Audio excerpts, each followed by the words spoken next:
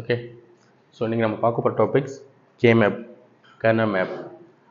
So இந்த K-map எதுக்காக நம்ம யூஸ் பண்ணுறோம் அப்படின்னா, it is one of the optimisation method for implementing the circuits, which means இப்போ பூலியன் அல்ஜிப்ரா வச்சு ஒரு எக்ஸ்பிரஷனை சிம்பிளிஃபை பண்ணலாம். One of the main approach வந்து பூலியன் அல்ஜிப்ரா யூஸ் பண்ணி ஒரு ரெப்ரசன்டேஷனை சிம்பிளிஃபை பண்ணலாம். ஸோ இது ரெண்டாவது அப்ரோச் தான் வந்து K-map. ஸோ K-map மூலமாகவும் சிம்பிளிஃபிகேஷன் பண்ண முடியும் ஒரு டெரிவேஷனை. ஓகே, என்ன பாயிண்ட் சொல்லியிருக்காங்கன்னா,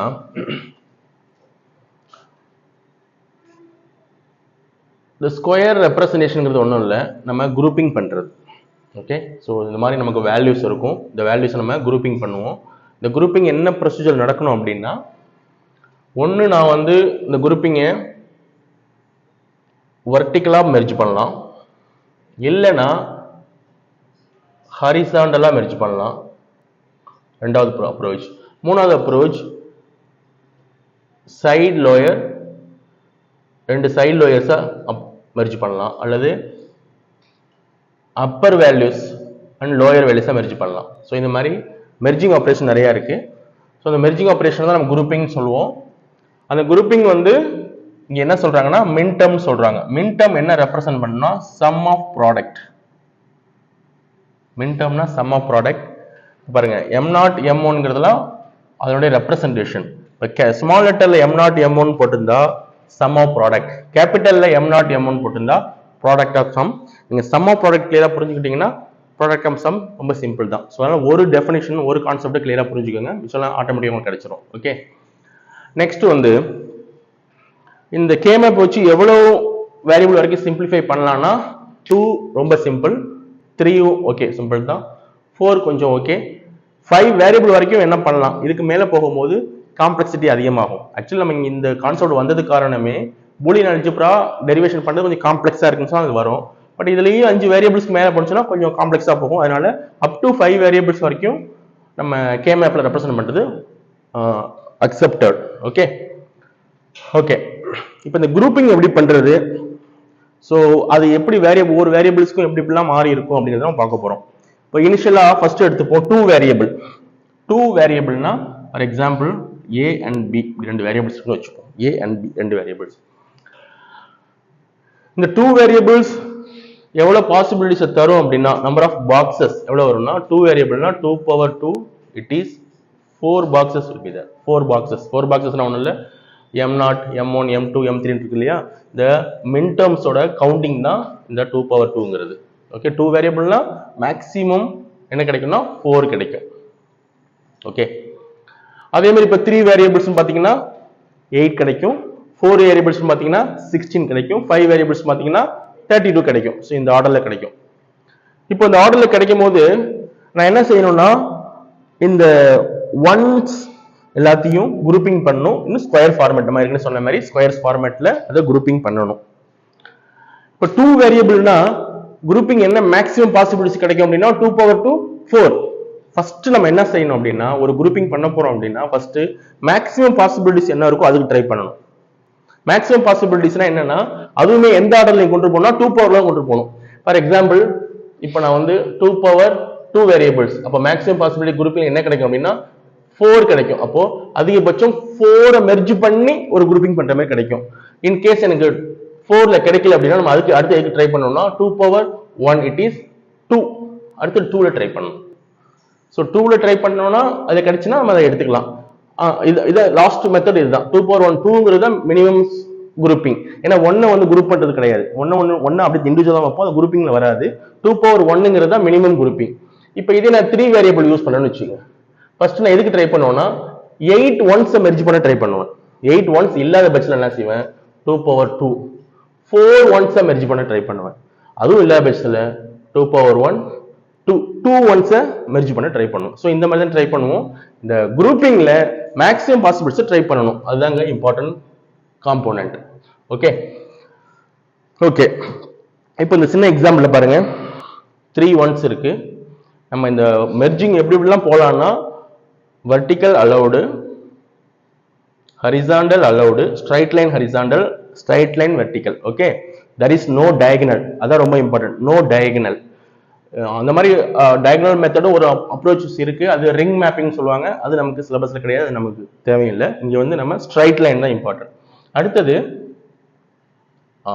சைடு மெர்ஜிங் உண்டு, both side can be merged in side way. அதே மாதிரி டாப் அண்ட் பாட்டம் மெர்ஜிங் உண்டு. இப்போ இதுல என்ன பாசிபிலிட்டிஸ் ட்ரை பண்ணுங்க. இதுல வந்து 4 பாசிபிளா ஃபர்ஸ்ட் எடுத்து ட்ரை பண்ணா 2 வேரியபிள்னா மேக்ஸிமம் பாசிபிலிட்டிஸ் என்ன 4 ட்ரை பண்ணுங்க. 4 மெர்ஜிங் பண்ண முடியுமா? 4 ஒன்ஸ் இங்க இல்ல, அதனால 4 மெர்ஜிங் இஸ் நாட் பாசிபிள். தென் என்ன பாசிபிள் இருக்கு? 2 பாசிபிள் இருக்கு. அப்ப 2 ல எப்படி மெர்ஜ் பண்ணலாம்? this one and this one vertical. அடுத்து வேற என்ன பாசிபிலிட்டிஸ் இருக்கு? this one with this one. வேற என்ன பாசிபிலிட்டிஸ் இருக்கு? side this one plus this one possible. அதே மாதிரி this one என்ன சொல்லணும்னா ஜஸ்ட் பாசிபிலிட்டிஸ் என்ன இருக்குன்னு கேட்கிறேன். பாசிபிலிட்டிஸ் என்ன இருக்குன்னா எல்லாமே ட்ரை பண்ணணும். அதுல எதை நம்ம வைக்கணும் வைக்க வேணாங்கிறத நம்ம அடுத்ததுல பார்ப்போம். பாசிபிலிட்டிஸ் என்னென்ன இருக்கு, எப்படி எல்லாம் மெர்ஜ் பண்ணலாம் அப்படிங்கிறது தான் விஷயம். ஓகே, இப்போ இது நம்ம 2 வேரியபிள்ஸ் பார்த்துட்டோம். 2 வேரியபிள்ஸ்னா 4 மின் டர்ம்ஸ் இருக்கும், அதோட ரெப்ரசன்டேஷன் இங்க பார்த்தாச்சு. அதே மாதிரி நம்ம 3 வேரியபிள்ஸ் வாங்க. 3 வேரியபிள்ஸ்ல A B C 3 variable use பண்ணியிருக்கோம். ஓகே, A ஓட representation 0 or 1. A can be 0 or 1, அது உங்களுக்கு புரியும். B C can be 0 0 0 1 1 0 1 1 வரும்.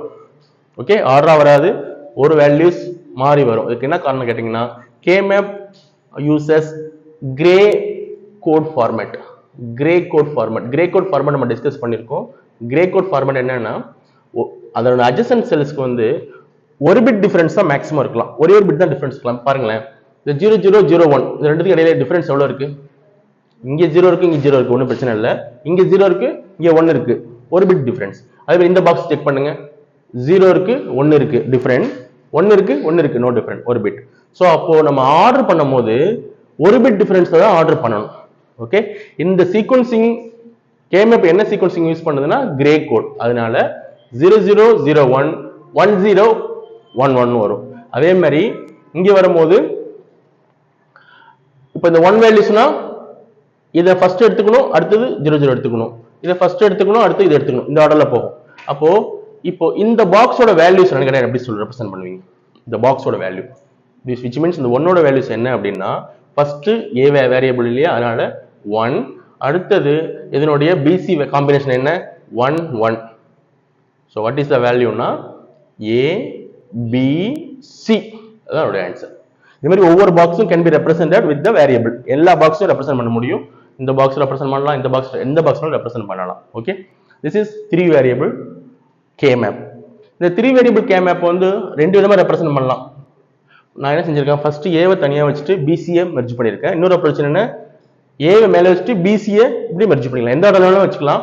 பட் நீங்க யூஸ் பண்றது ஒரு ஃபார்மேட் யூஸ் பண்ணுங்க. Maybe I recommend this format, இந்த ஃபார்மேட்னா இதே ஃபார்மேட் எல்லாத்தையும் யூஸ் பண்ணுங்க. இல்ல இந்த ஃபார்மேட்ல யூஸ் ஆகும், ரெண்டும் ஒரே ரிசல்ட் தான் தரும். உங்களுக்கு வேரியேஷன் காமிக்கிறதுக்காக தான் இந்த ஃபார்முலா உங்களுக்கு கொடுத்துருக்கேன். ஓகே, இது எப்படி இருக்குன்னு பாருங்க. ஏ பிசி ஒன்றும் இல்லை, ஏவோட ரெப்ரசன்ட் என்ன இருக்கும்? 0 1. பிசியோட ரெப்ரசன்டேஷன் சேம் 0 0 0 1 1 0 1 1. இப்போ இந்த மின் டர்ம் எப்படி போடுவீங்க அப்படின்னா இந்த பாருங்க, நம்ம இந்த ஆர்டர் தான் போடணும். 0 0 0 ஃபர்ஸ்ட் டைமா, 0 0 1 அடுத்த டைமா, 0 1 0 அடுத்த டைமா, 0 0 0 1 1 அடுத்த டைமா. ஓகே, சோ அப்ப அந்த ஆர்டரிங் போடும்போது M0 M1 M2 M3 M4 M5 M6 M7 இந்த பாக்ஸஸ்ல இந்த லொகேஷன்ஸ் வந்து ரொம்ப இம்பார்ட்டன்ட். Location ordering. ஓகே, அந்த வேரியேஷன் மட்டும் ஞாபகம் வச்சுங்க, மிச்சம்லாம் சிம்பிளா தான் இருக்கும். ஓகே, அது 3 வேரியபிள். ஸோ இங்க நம்ம 4 வேரியபிள் போவாங்க. 4 வேரியபிள் உங்களுக்கு தெரியும். ரோல ஏபி, காலத்துல சிடி, ரெண்டு வேரியபிளை பிரிச்சிட்டோம். அப்போ இங்க ஏபி பார்த்தோம்னா 0 0 0 1 1 0 1 1, அதே மாதிரி 0 0 0 1 1 0 1 1 அண்ட் இந்த காம்பினேஷன். ஓகே, இந்த பாக்ஸஸ் எப்படி வரும்? M0 M1 M2 M3 M4 M5 M6 M7. இங்க M8 வராது, இங்கதான் M8 வரும். ஏன்னா இந்த காம்பினேஷன் தான் அதுக்கு அடுத்ததா வரும். இதுக்கு அடுத்ததா இந்த காம்பினேஷன், இந்த காம்பினேஷன் தான் வரும். நீங்க செக் பண்ணிக்கலாம். ஃபார் எக்ஸாம்பிள் இந்த காம்பினேஷனோட வேல்யூஸ் என்ன? இந்த காம்பினேஷன் வேல்யூஸ் என்ன வரும் 0 1 1 0. இதுக்கு அடுத்து என்ன வேல்யூஸ் வரும் ஆக்சுவலி 0 1 1 1. இப்போ இந்த லொகேஷன் செக் பண்ணுங்க 0 1 0 1 M7 எங்க இருக்கப்ல ஓகே this point இதுக்கு அடுத்த வேல்யூஸ் இந்த இடத்துல வரும். அப்போ இந்த வேல்யூஸ் ரெப்ரசன்ட் என்ன 0 1 கரெக்ட்டா வந்துருச்சுங்களா? இப்போ இந்த M7 வேல்யூஸ் என்ன 0 1 1 1. அடுத்த வேல்யூஸ் என்ன வரும் 1 0 0 0 வா? அப்போ இதுக்கு அடுத்த வேல்யூஸ் இங்க செக் பண்ணி இந்த வேல்யூஸ் செக் பண்ணுங்க 1 0 0 0. இப்போ புரியுதா? இதுக்கு அடுத்து எங்க வருது இந்த லொகேஷன் தான் வரும். அதனால தான் M7 இங்க M8 இங்க M9 இங்க M10 இங்க 11 12 13 14 15. இது நீங்க கொஞ்சம் பிராக்டிஸ் பண்ணிட்டீங்கன்னா ஈஸியா வரும். ஒண்ணும் இல்ல, ஒரு டவுட் ஒரு பட்சத்துல அந்த லொகேஷன் வேல்யூஸை செக் பண்ணி பாருங்க. லொகேஷன் வேல்யூஸ் என்ன செய்வீங்க ஃபர்ஸ்ட் AB அதுக்கப்புறம் CD அந்த ஆர்டர் எடுத்தீங்கன்னா ஈஸியா கிடைச்சிரும். Okay done. சோ இது வந்து 4 வேரியபிள். இப்போ நீங்க சிம்பிளிஃபை பண்ணிடுறீங்க. சிம்பிளிஃபைனா என்னன்னா ஃபர்ஸ்ட் குரூப்பிங் கொண்டு வருவீங்க. குரூப்பிங் கொண்டு வந்ததுக்கு அப்புறம் அந்த வேரியபிள்ஸை ஃபுல்லா வெளில எடுத்துட்டு அதுல எதெல்லாம் ஸ்ட்ரைக் அவுட் பண்ண முடியுமோ பண்ணிட்டு ஃபைனல் ரிசல்ட் கொண்டு வருவீங்க. இதுதான் ப்ரொசீஜர். இப்போ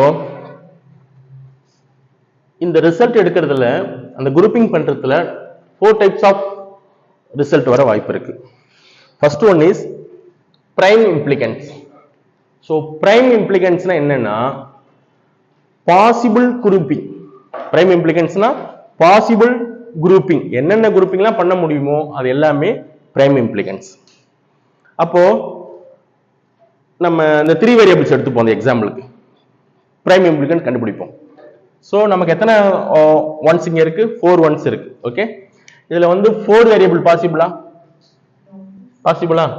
ஃபர்ஸ்ட் நம்ம 8 ட்ரை பண்ணோம் 8 வேரியபிள் ட்ரை பண்ணோம் 8 வேரியபிள் பாசிபிள் இல்லைன்னா இருக்கிறது 4 ஒன்று தான். அதனால 8 வேரியபிள் நாட் பாசிபிள். 4 வேரியபிள் பாசிபிளானா 4 வேரியபிள் பாசிபிள் இல்ல. அப்ப என்ன வேரியபிள் பாசிபிள் 2 வேரியபிள் பாசிபிள். அப்ப எப்படி மெர்ஜ் பண்ணுவீங்க these 2 and these 2 அப்புறம் லாஸ்ட் ஒன் these 2. வேற எப்படி சைடுல பண்ண முடியும்? That's it. 3 தான் பண்ண முடியும். இப்போ இங்க இருந்தா பண்ணலாம், இங்க இருந்தா பண்ண முடியாது. நீங்க சொல்றது வந்து இந்த 1 and இந்த 1. Okay that possible. இப்போ கவனிங்க, நல்லா கவனிங்க. ஏன் இது நான் எடுத்துக்கல அப்படின்னா இப்படி எடுத்தாலும் இந்த 2 ஒன்று தான் வருது, இப்படி எடுத்தாலும் இந்த 2 ஒன்று தான் வருது. அப்போ 1 தான் வச்சுக்கணும். ஏன்னா எலமெண்ட்ஸ் 2 ஒரே எலமெண்ட்ஸ் தானே. அப்போ இதுல மொத்தம் எத்தனை குரூப்பிங் பாசிபிள் 3 தான் பாசிபிள். சோ மொத்தம் 3 குரூப்பிங் பாசிபிள், ரைட்? அதாவது பாசிபிலிட்டி அதுதான். சோ 3 குரூப்பிங் நம்ம என்ன சொல்றோம் அப்படின்னா prime implicants. So how many prime implicants are there அப்படின்னு கேட்டானா என்ன சொல்லுவீங்க 3. That's it, first point. Second என்ன சொல்லிருக்காங்க essential prime implicant. Essential prime implicantனா அந்த குரூப்பிங்ல உள்ள at least one element should not be merged with other adjacent grouping. இந்த குரூப்பிங்ல உள்ள ஏதோ ஒரு எலிமெண்ட் ஆச்சும் வேற குரூப்பிங்ல ஜாயிண்ட் ஆயிருக்க கூடாது. இப்போ இதுல எத்தனை குரூப்பிங் ஆக்சுவலி இருக்கு? 3 குரூப்பிங் இருக்கா? கவனிங்க. ஓகே இப்போ என்னென்ன குரூப்பிங்ஸ் இருக்குன்னா இது ஒரு குரூப்பிங்ஸ் இருக்கு, இது ஒரு குரூப்பிங் இருக்கு, அண்ட் தென் இது ஒரு குரூப்பிங் இருக்கு. இந்த 3 குரூப்பிங்ல எந்த குரூப்பிங்ல ஒரு எலிமெண்ட்ஸ் அட்லீஸ்ட் ஒரு எலிமெண்ட் ஆச்சு மெர்ஜ் ஆகாம இருக்கு? ஃபார் எக்ஸாம்பிள் இதை நான் ஏன்னு வச்சுக்கிறேன், இதை நான் பின்னு வச்சுக்கிறேன், இதை நான் சின்னு வச்சுக்கிறேன். இப்போ ஏவை எடுத்துக்கோங்க. ஏவுல எத்தனை வேல்யூஸ் இருக்கு? 2 வேல்யூஸ் இருக்கு. அந்த 2 வேல்யூஸ்ல ஒரு வேல்யூஸ் இன்னொரு குரூப்போட ஜாயிண்ட் ஆயிருக்கு, ஒரு வேல்யூஸ் எதோடையும் ஜாயிண்ட் ஆகாம இருக்கு. எதோடையும் ஜாயிண்ட் ஆகாம இருந்தா அதுக்கு பேர் என்ன? Essential prime implicant. அப்போ A is a essential prime implicant. அப்போ அதே மாதிரி இதை பாருங்க, பி பாருங்க, 2 ஒன்ஸ் இருக்கு. இதுல ஒரு ஒன்னு இன்னொரு குரூப்ல போயிருக்கு, இன்னொரு ஒன்னு எது கூடயும் போகல. so that it is called essential prime implicant. இப்போ இது ஒரு எசென்ஷியல் பிரைம் இம்ப்ளிகன்ட், இது ஒரு எசென்ஷியல் பிரைம் இம்ப்ளிகன்ட். தேர்ட் ஒன் பாருங்க, 2 ஒன்னு இருக்கு. இந்த ஒன்னு எதுல மெர்ஜ் ஆயிருக்கு? இதோட மெர்ஜ் ஆயிருக்கு. இந்த ஒன்னு இதோட மெர்ஜ் ஆயிருக்கு, இதோட மெர்ஜ் ஆயிருக்கு. அப்போ இதுக்கு பேரு எதுலயுமே மெர்ஜ் ஆகல. இது எசென்ஷியல் பிரைம் இம்ப்ளிகன்ட் கிடையாது. அந்த பைனமியல் கன்ஃபார்ம் பண்ணுங்க. எசென்ஷியல் பிரைம் இம்ப்ளிகன்ட் கிடையாது. இப்போ இந்த டெரிவேஷன்ல எசென்ஷியல் பிரைம் இம்ப்ளிகன்ட் கிடைச்சிச்சு. எவ்வளவு எசென்ஷியல் பிரைம் இம்ப்ளிகன்ட் இருக்கு நம்மகிட்ட? 2. எவ்வளவு பிரைம் இம்ப்ளிகன்ட் இருந்துச்சு? 3. நெக்ஸ்ட் பாயிண்ட் என்னன்னா ரிடண்டன்ட் பிரைம் இம்ப்ளிகன்ட். இந்த ரிடண்டன்ட் பிரைம் இம்ப்ளிகன்ட் என்ன அர்த்தம் அப்படின்னா, அந்த குரூப்பிங் உள்ள ஒன்ஸ் இருக்கு இல்லையா, அந்த ஒன்ஸ் எல்லாம் ஏதாச்சும் ஒரு எசென்ஷியல் பிரைம் இம்ப்ளிகன்டோட மெர்ஜ் ஆயிருக்கும்.